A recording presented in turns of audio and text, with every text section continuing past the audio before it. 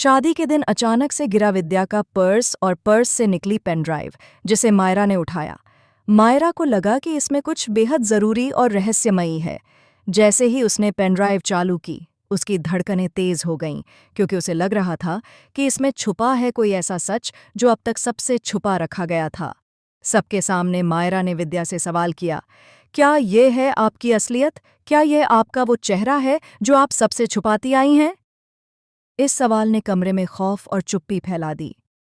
विद्या के चेहरे पर झूठ और मासूमियत का मिलाजुला भाव था, लेकिन अब वह जान चुकी थी कि माफी की कोई गुंजाइश नहीं बची। तानिया ने पर्स देख लिया और तुरंत काजल से मदद मांगी। काजल ने हल्का सा धक्का दिया और पेन ड्राइव और पर्स नीचे गिर पड़े। यह सब मायरा की नज़रों के सामने हुआ। मायरा कहती है, दादी, मुझे पता है आप झुक नहीं सकती, प्लीज़ खड़े रहिए, मैं खुद देखती हूँ।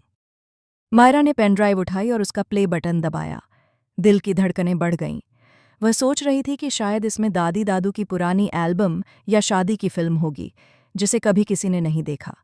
एक्साइटमेंट चरम पर थी, लेकिन जैसे ही वीडियो प्ले हुआ, स्क्रीन पर वो चीज़ दिखाई दी जिसने सबको हिलाकर रख दिया। पेन ड्राइव में विद्या का पूरा राज खुल गया। इतने सालों से छुपाए गए रिश्तों, रहस्यों और धोखे की झलक। वहां विद्या ने अपने असली इरादों और चालाकियों का खुलासा किया। सबके सामने सच यह था कि विद्या सिर्फ मासूम नहीं, बल्कि किसी की जिंदगी से खेल रही थी। मायरा और सब परिवार के लोग शॉक में थे। मायरा ने विद्या से कहा, दादी, ये क्या है? मेरा हाथ छोड़ो। विद्या ने उसका हाथ पकड़ लिया, लेकिन मायरा जोर देकर कहती है, मेरा हाथ छोड़ो, मुझे हर चीज़ देखने दो।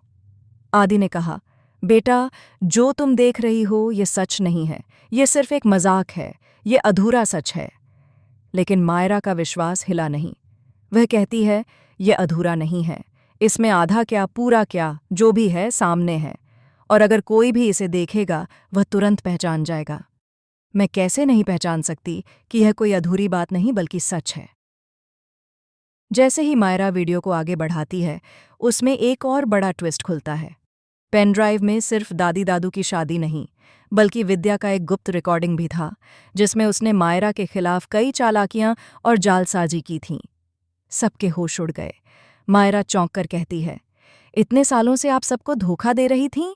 ये सब खेल नहीं, बल्कि आपका सच्चा चेहरा है। विद्या अब चुप नहीं रह पाई और कहती है, मुझे माफ़ कर दो, सब कुछ मेरे लिए ज़रूरी था।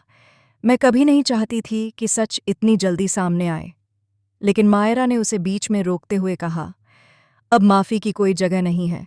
जितना भी छुपाया था, अब सब सामने है, और मैं कभी नहीं छोड़ूंगी कि कोई भी हमारी ज़िंदगी से खेल सके। यहाँ पर पूरे परिवार का रिएक्शन बेहद शॉकिंग है। आर्यन, तानिया, काजल आदि सबके चेहरे पर डिसबिलीफ और डर के भाव हैं। और तभी अचानक पेन ड्राइव में एक और फोल्डर खुलता है। इसमें वो फोटो और वीडियो थे जिनमें दादी और दादू के पुराने रिश्ते और उनके रहस्य छुपे थे। ये वही चीज़ थी जो मायरा ने सोचा था, लेकिन सच इससे कहीं ज़्यादा डरावना और धमाकेदार था। मायरा चिल्लाती है, ये सिर्फ शादी का वीडियो नहीं, ये सच की कहानी है। ये दिखाता है कि किस तरह से कोई भी बाहर से मासूम दिख सकता है, लेकिन अंदर से वह कोई और ही होता है। विद्या अब डर गई थी।